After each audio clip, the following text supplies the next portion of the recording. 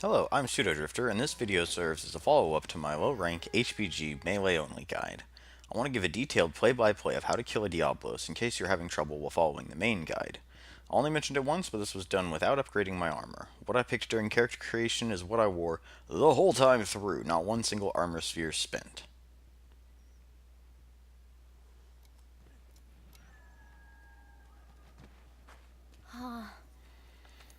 Here we go, the final two monsters before high rank. Take a moment to congratulate yourself on making it this far.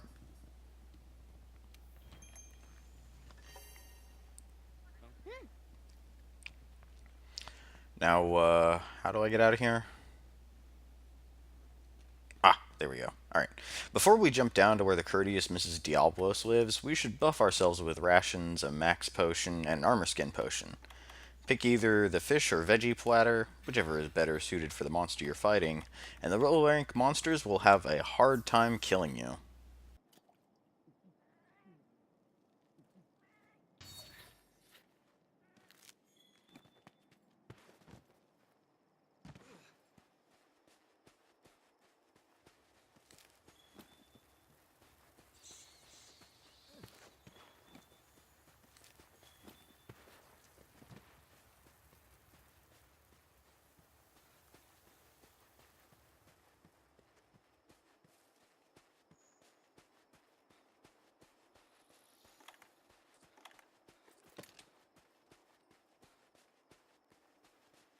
Oh yeah, keep your eyes peeled for bitter bugs.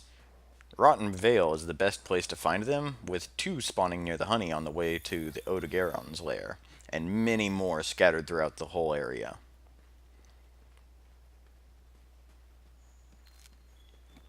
First step for fighting the Diablos is actually finding the Diablos.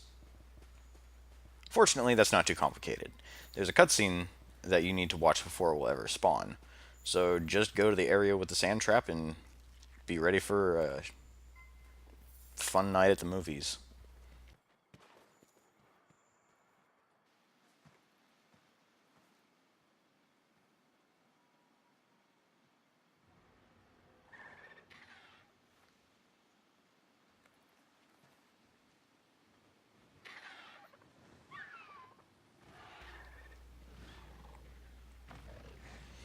Oh man, not a Baroth. Those things are hard to kill.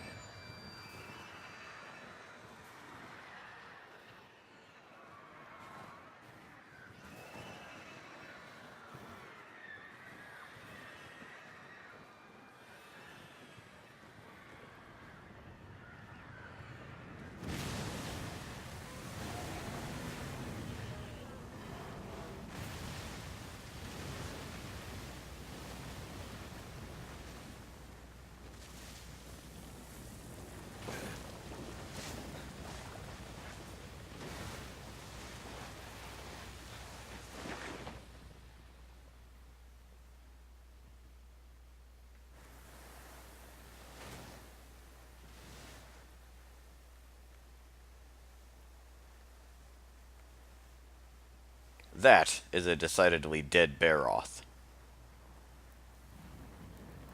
Oh, and there's the thing that killed it in one hit. Cool. We have our work cut out for us.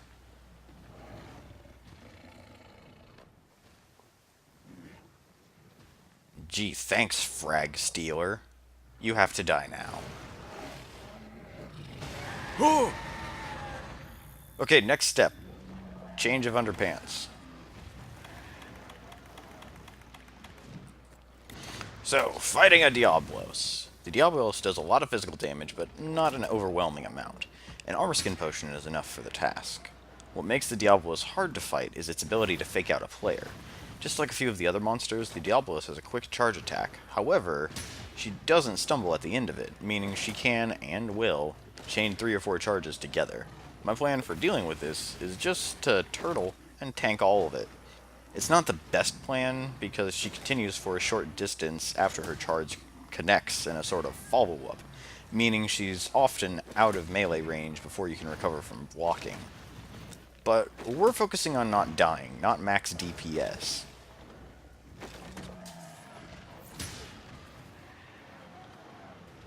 Instead of spending precious stamina to close the distance, I just wait for her to turn around and charge back at me. And like clockwork, she often does. She'll either turn around and charge at you, or she'll do her dorky tail swipe. Or if she's out of breath, she just won't do anything at all. The dorky tail swipe is your best bet to move in. I like to wait until I'm sure I'm not going to get hit by the second swipe before actually spending stamina to get closer.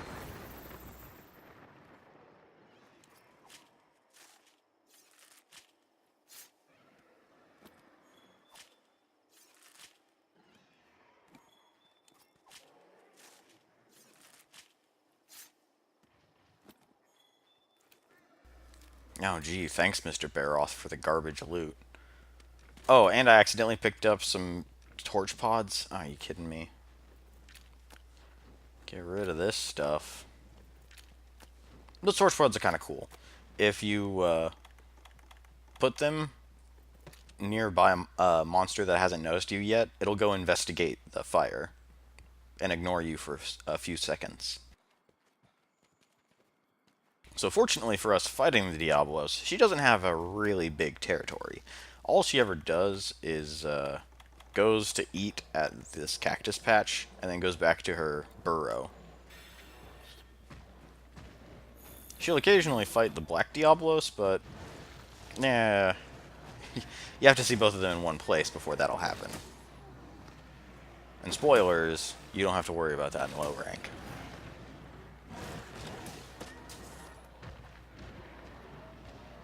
These goddamn Kestodon, they're just a nuisance. I kind of don't want to get staggered when I'm trying to block a big scary attack.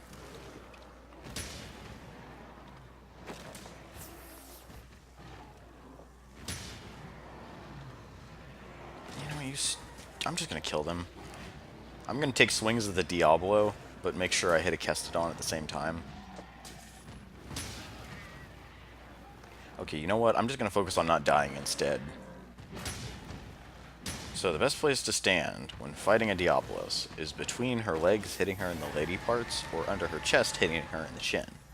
You can also stand directly in front of her, but the damage to her face is low until you break a horn. Her chin isn't armored like that, though.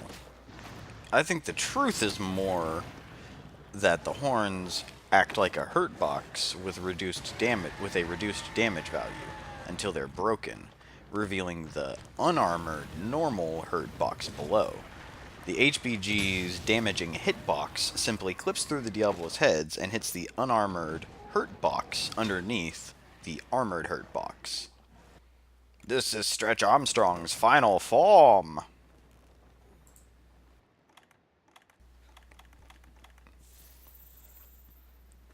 So the reason I died is because I was blocking the wrong direction. That clip might look familiar because I used that death for the quick and dirty guide, but the thing that actually caused it wasn't because I rolled, it was because I was blocking the wrong direction.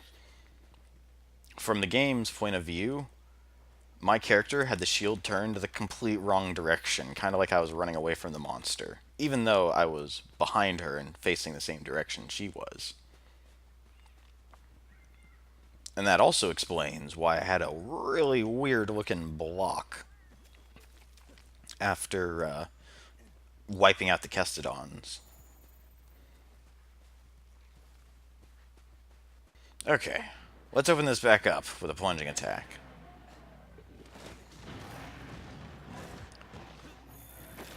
You know, I just got incredibly lucky 2 times in a row. What are the odds the monster would patiently stand where I could plunging attack it?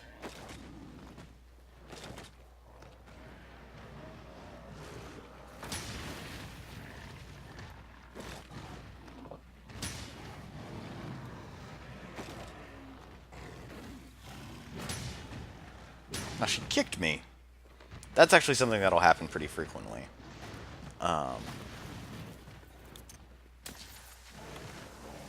Certain moves, especially her head thrash move, she still has some mobility, and she'll end up kicking you with it. If she misses her with her horns, she'll probably end up kicking you. And I have been killed by the kick before. I actually got a lot of practice fighting the Diablos on my first attempt of this challenge. That character took the time to farm out the materials for the Diablos shooter. For the purpose of my guide, though, it didn't seem like it was worth the trouble. I was so close to high rank, and the armor skin potion made the Diablos shooter's built-in physical defense boost a little less necessary. That boost helps to balance the naturally terrible physical resistance that comes with wielding a ranged weapon. For those unaware, using a bow, heavy bowgun, or light bowgun will give you increased elemental resistance but carries no natural physical resistance. Melee weapons, that is the other 11 weapons, are the opposite. You gain increased physical resistance, but you get no natural elemental resistance.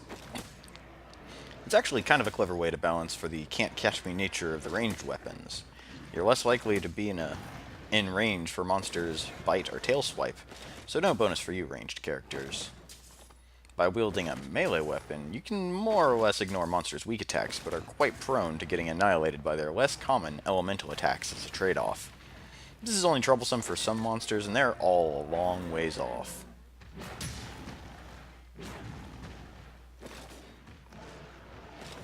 To be perfectly frank, though, using Screamer Pods would have been a better strategy than waiting for her to pop out of her burrow to counterattack. By using a Screamer Pod, you actually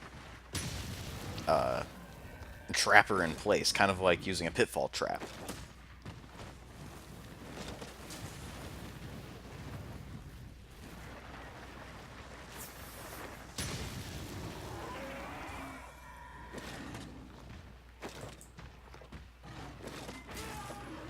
You can also stand directly beside the Diablos and attack her legs, which will force her to face you for her counterattack. With some luck, this will position you directly under her chin for a free shot in the unarmored spots, if you know what I mean.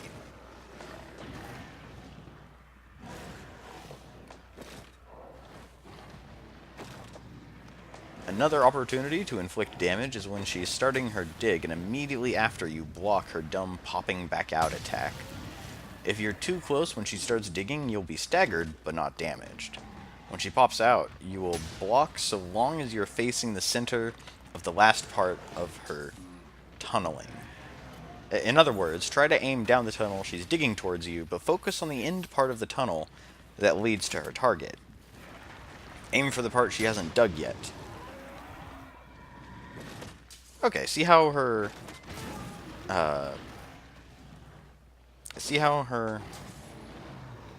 digging makes a circle right before she pops out? See how her digging makes a circle right before she pops out? Yeah, face the center of that and you'll block it every time. Feel free to give zero fucks about being in the obviously dangerous circle, because like many of her attacks, they only appear super dangerous to make you defend an attack at the wrong time.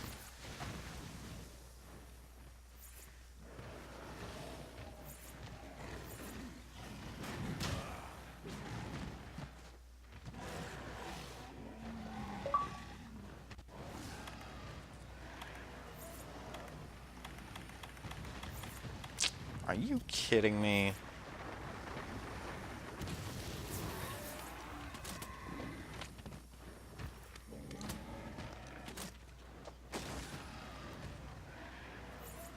Alright, I mean to kill this thing.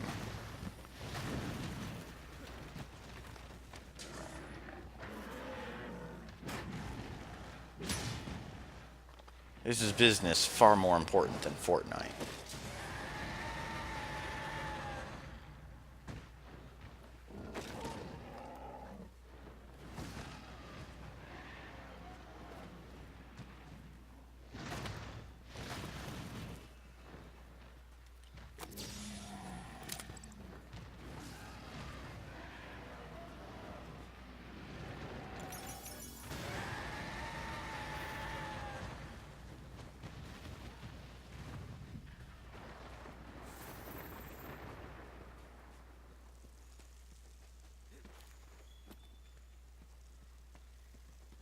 Oh yeah, by the way, if you want to unlock the camp that I started at, just hop in this hole and follow the path around,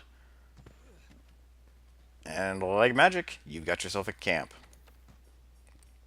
Well, I mean, you have to set it up first, but discovering it is the tricky part. And trust me, this camp is going to be handy, especially once you get into high rank.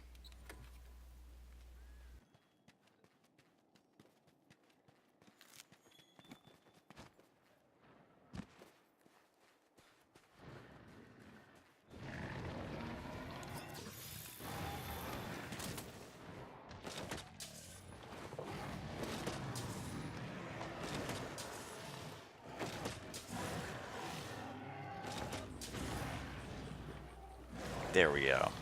That was a pretty decent combo. She shook off the flash bomb, and then I got a flinch during that, and immediately got a free shot on her stupid mug following that up.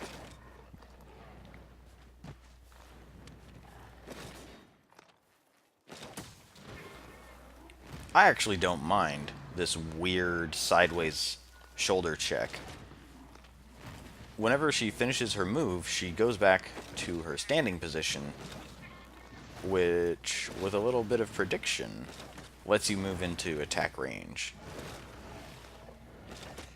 Plus, she doesn't go very far.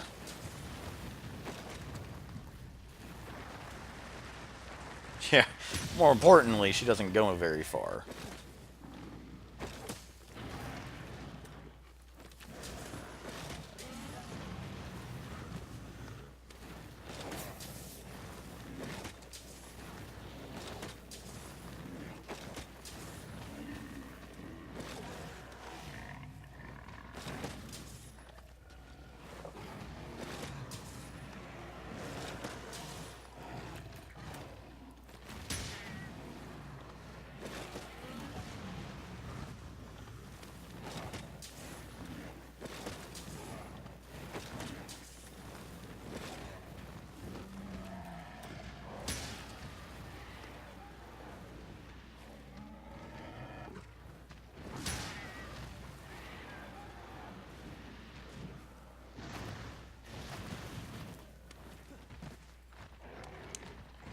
One thing I noticed in all of the time fighting the Diablos is that if she plans on doing a charge attack at you, she has to be at a certain distance.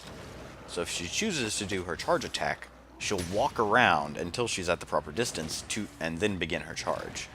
So if you're in a weird spot, like up against a wall, it's perfectly normal to see her stand up, walk away from the wall, turn around and charge you.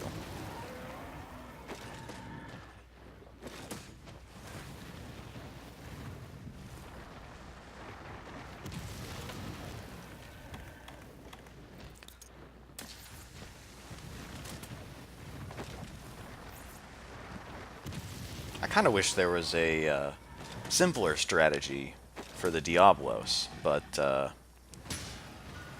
unfortunately, this is one where you have to have nerves of steel and learn which attacks are the ones that fake you out the most, and learn how to dodge those ones, or block those ones, or counterattack those ones. You get the idea.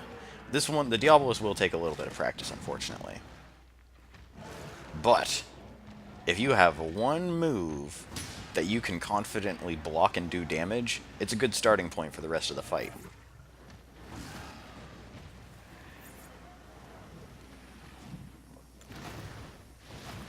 Oh yeah, and the story missions usually let you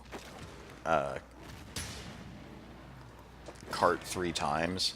So if you cart twice, it might not be a bad idea to abandon the quest and start over again without losing any reserves. The downside to that is you don't get any materials for or completing any bounties that you would have if you just failed the quest instead. But, you know what? This is low rank. I'm on a budget. I only have so much adamant seeds I feel like farming. There's only so many adamant seeds I feel like collecting.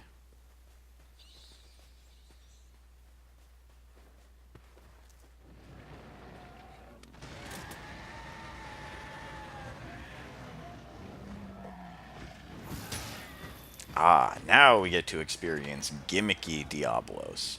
This is a sign that she's desperate to intimidate you.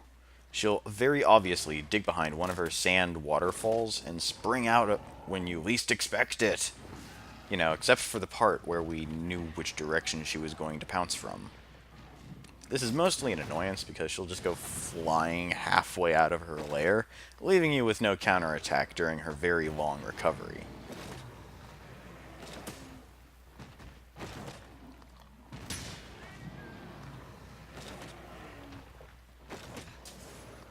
You know, is it really a waterfall if it doesn't have water?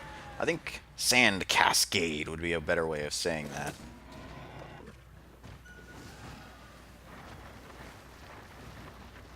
So if a large portion of the Diablos fight is about predicting her moves and how to block them, how do you know when her super quick charge is coming out? Well, I always look for her flexing her wings. Like, she'll open her wings a tiny bit before she starts her charge. Now, she likes to fake out a player by stamping her feet and roaring and all of that stuff. But whenever she flexes her wings, you know she's about to start charging. It's a very noticeable animation. And considering sometimes you can't see her head when you're fighting her, you can usually see her wings pretty decently. Or you can at least see enough of the wings to get an idea of what she's doing next.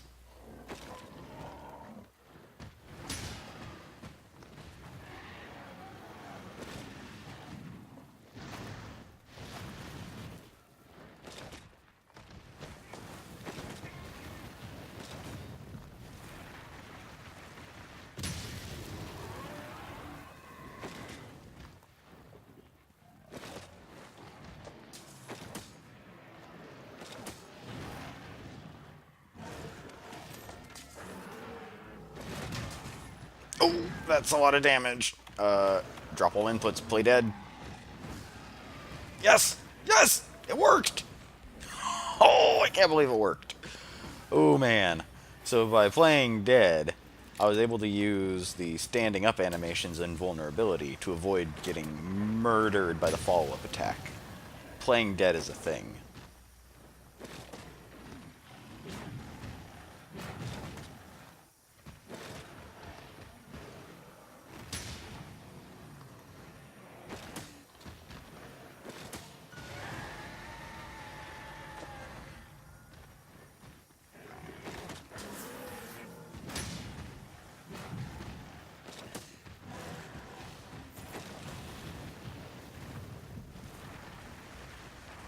I'm getting tired of this gimmick. Okay, see you later, Diablos.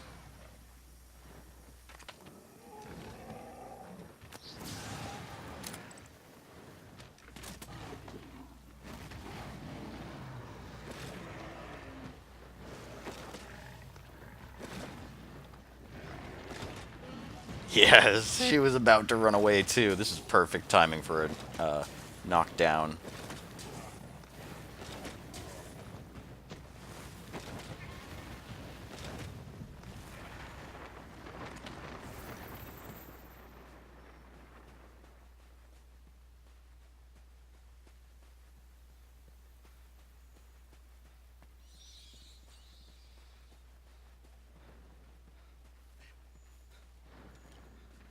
Man, I was lucky she decided not to go back to the cactus patch.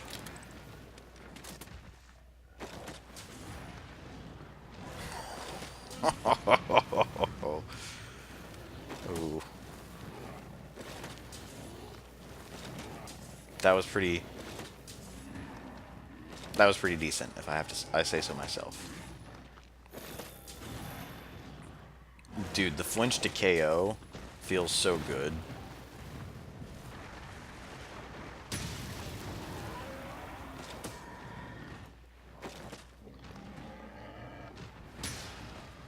It's like the monster finally turns around to tell you to knock that shit off, and you just deck it right in the face before it can say anything.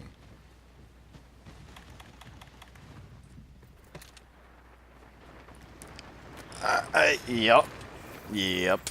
Calculated screamer pod. It worked about 10 seconds too late, though.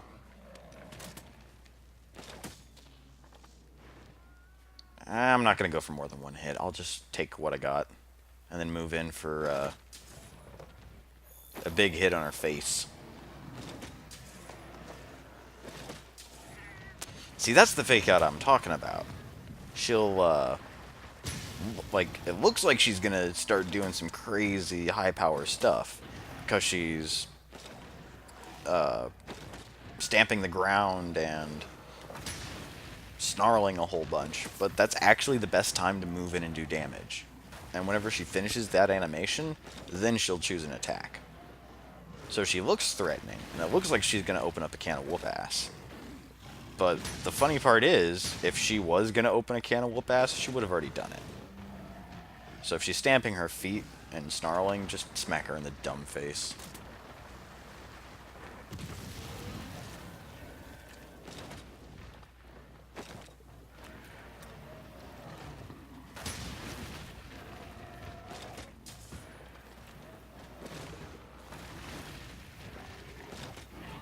A flinch on the tail? Yeah, I think I probably should just hit the tail again.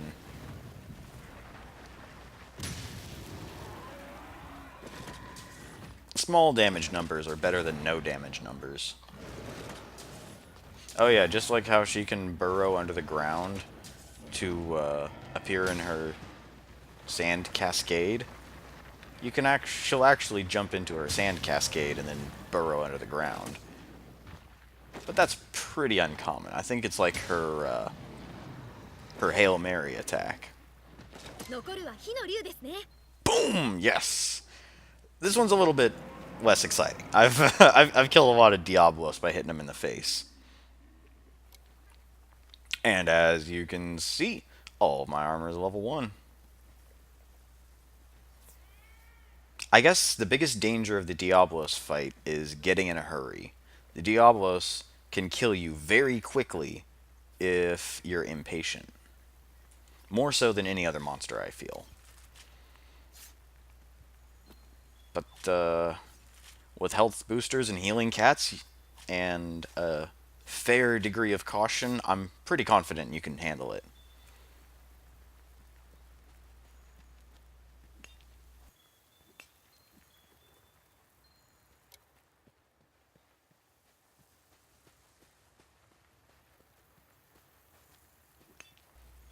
Anyways, thanks for watching. I didn't get any rocks. This game's terrible. I want my money back.